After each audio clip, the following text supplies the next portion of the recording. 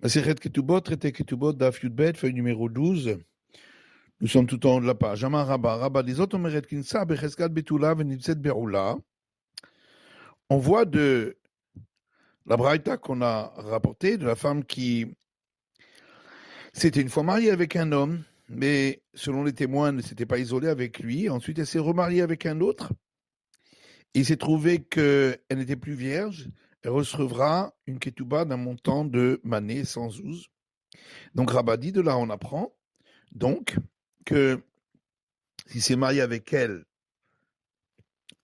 en supposant qu'elle était vierge, en fin de compte elle avait déjà eu une relation, elle recevra quand même une ketouba d'un montant de 112. Et on ne dira pas que il a été trompé et qu'il n'a rien à payer. Ravashi Amar Be'alma Leolam Malach Leit Laklal. Ravashi dit non. Peut-être en général, on dira qu'elle reçoit rien parce qu'il a été trompé. Rishon. Ici, c'est différent parce qu'elle s'était mariée déjà avec un premier.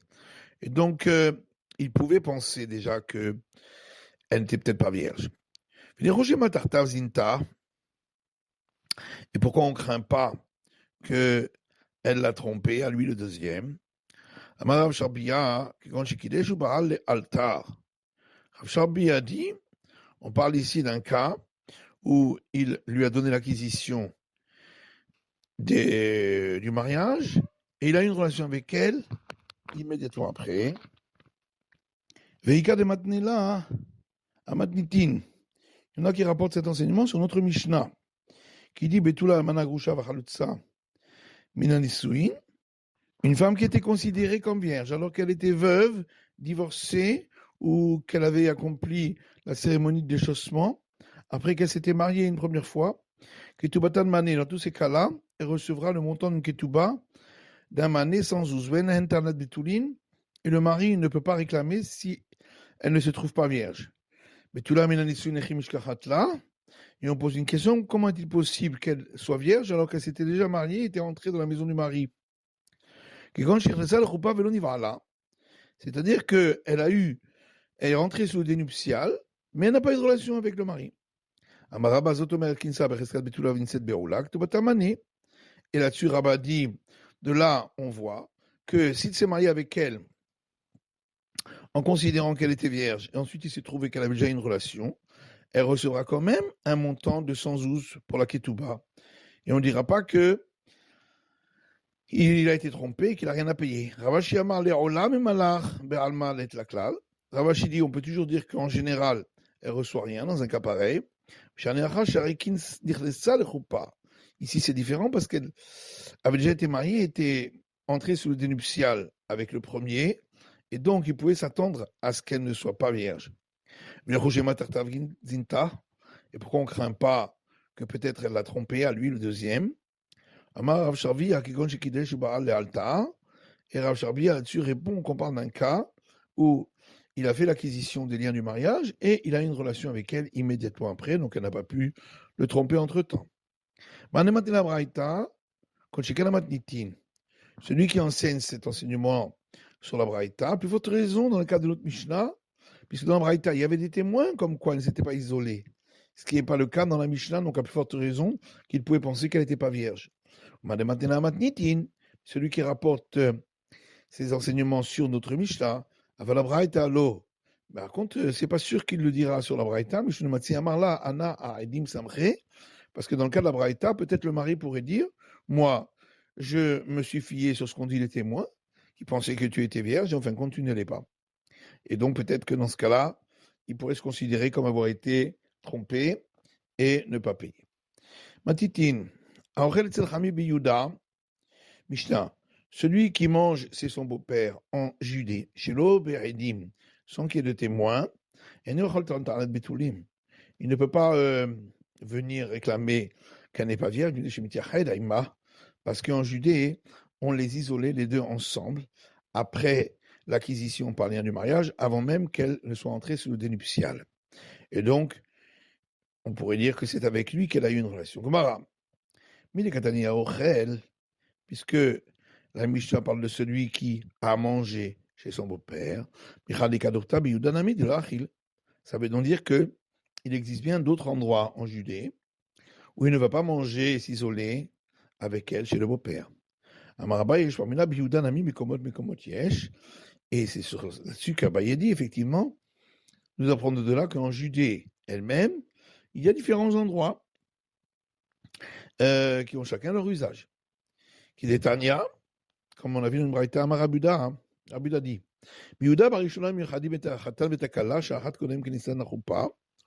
en Judée, au départ, on isolait ensemble le mari et la femme, 1 heure avant qu'ils n'entrent sous le dé nuptial, que Desheili Bogasba, afin qu'ils soient habitués à être ensemble. Begalil lo yosinken, mais en Galilée, on ne faisait pas cela.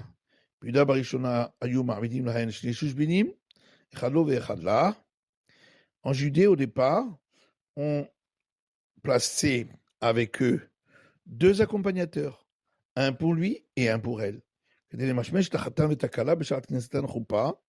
Pour vérifier auprès de l'homme et auprès de la femme, au moment où ils entrent sous le dé nuptial, qu'effectivement, les choses vont se faire correctement et que chacun ne pourra pas attester de quelque chose qui n'est pas juste. En Galilée, on ne faisait pas ainsi.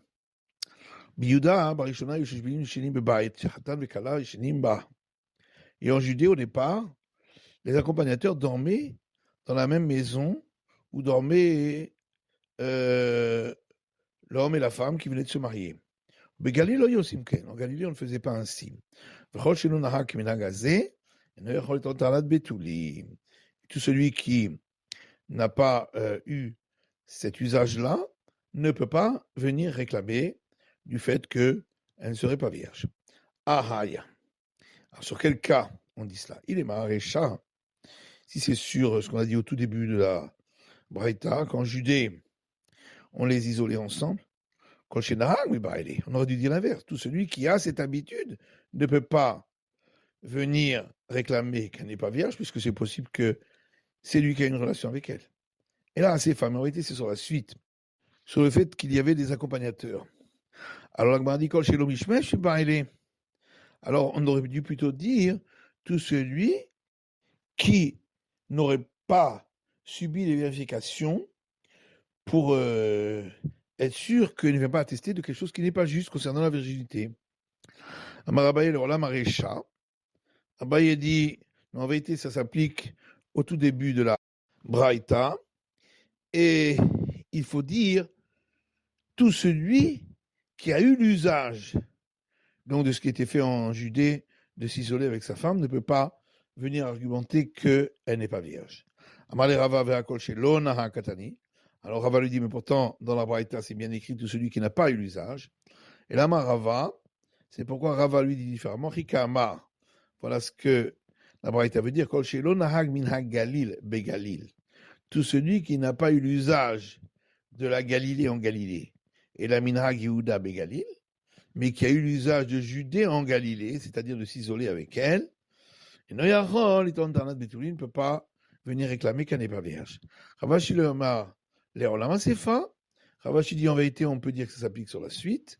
Mais Tanikol Shelo, Mushmash, et il faut dire ainsi dans la Braïta, tout celui qu'on n'a pas vérifié pour être sûr qu'il ne donne pas des arguments faux concernant la virginité de sa femme. Atiti, Mishnah suivante. Que ce soit la veuve Israël ou la veuve qui fait partie de la tribu des prêtres. Ketubata mané, elle reçoit pour sa ketuba un mané, c'est-à-dire 100 zouz. Le tribunal des prêtres faisait encaisser pour des femmes qui étaient vierges 400 zouz lorsqu'elles faisaient partie des familles de prêtres. Et les sages ne les en ont pas empêchés. Gemara. Tanaïn Braïta qui dit et une veuve de la tribu des prêtres, elle reçoit 212 pour sa ketouba. Et la Gemara demande pourtant dans notre Mishnah, il est dit que ce soit une veuve d'Israël ou de chez la tribu des prêtres, le montant de leur ketouba est de 112. Ravashi, j'étais takanot à vous, Ravashi répond qu'il y a eu deux institutions.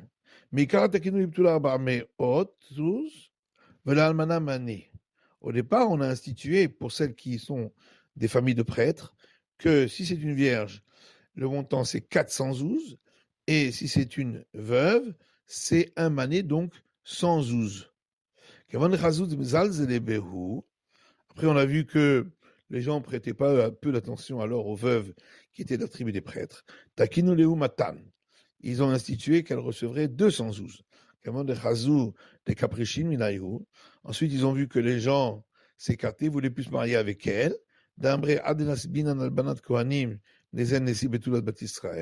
Parce qu'ils se disaient, au lieu d'aller se marier avec une veuve de chez les prêtres, il faut mieux encore aller se marier avec une vierge d'Israël, puisque de toute façon, c'est le même montant.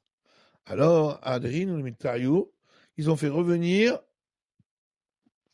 à la situation première, où la veuve de chez les prêtres reçoit 112. Bedin chez Kohanim verroulé, on a vu que le tribunal des prêtres faisait encaisser 412 pour une vierge de chez les prêtres.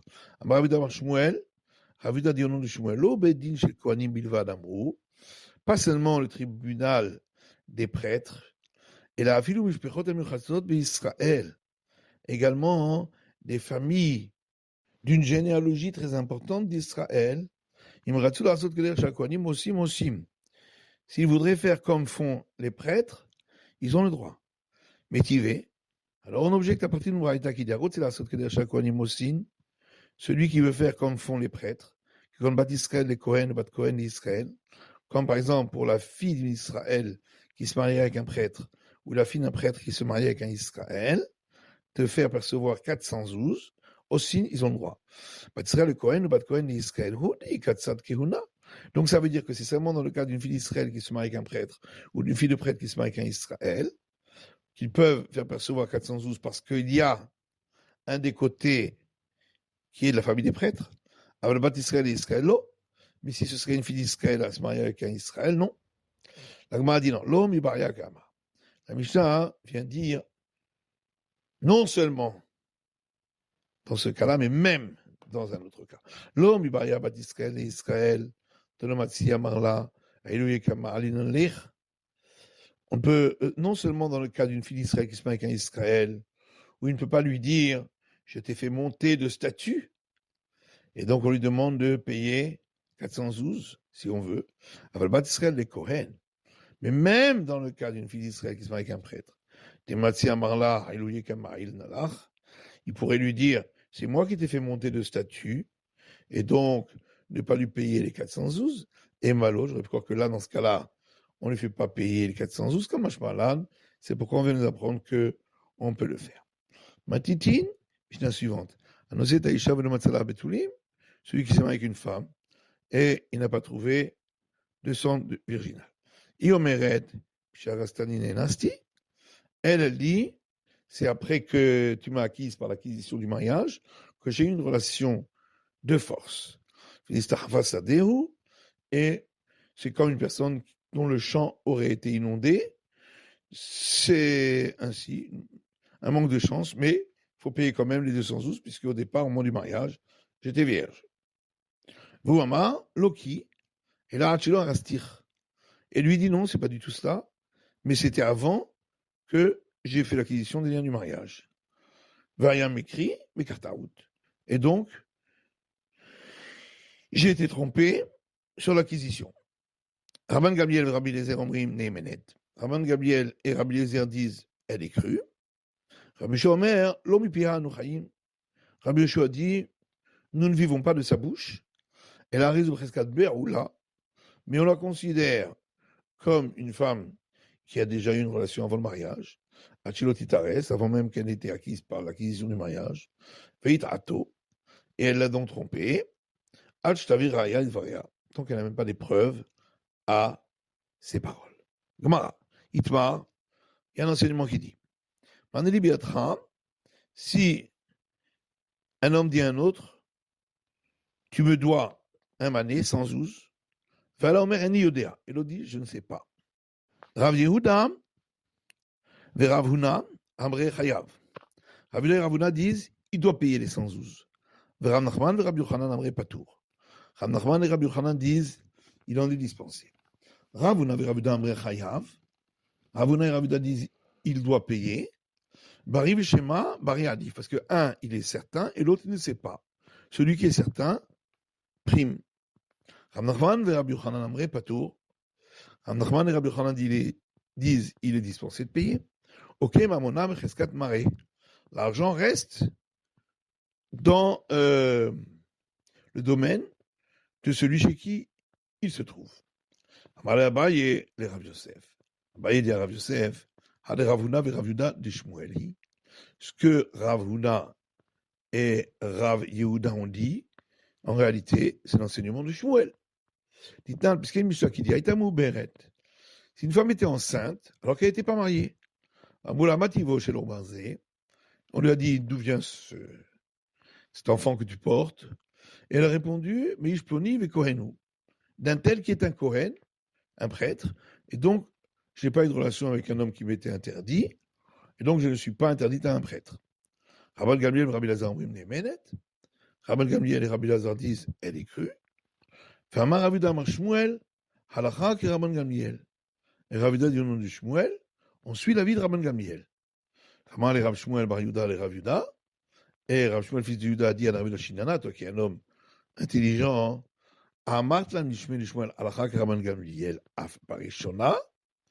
tu nous as dit, au nom de Shmuel, qu'on suit l'avis de Rabban Gamliel, même pour le premier cas.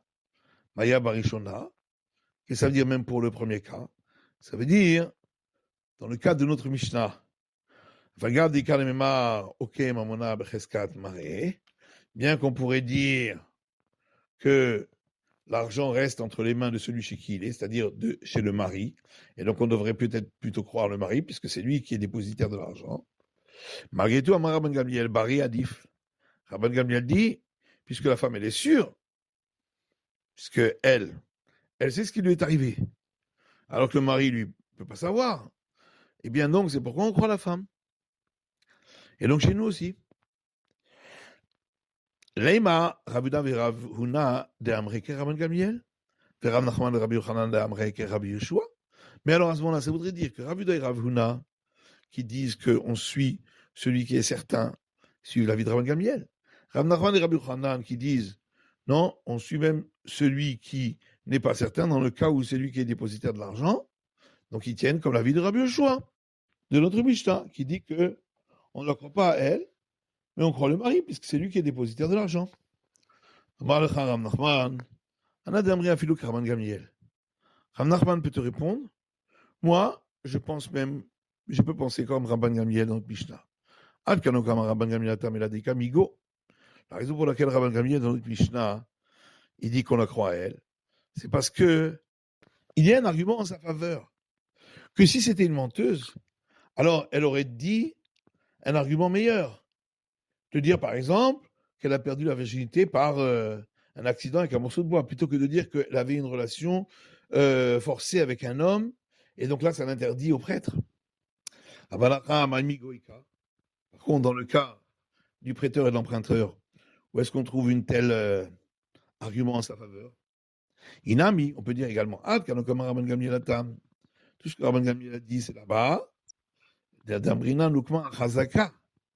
parce que la femme, elle a une présomption d'origine, qu'au départ, elle était vierge. Ici, où y aurait-il une présomption d'origine? Les haïs pour celui-là. Et l'Agma a dit que c'est logique de répondre comme on a répondu, de Rav Nachman ou de Rabban Gamliel.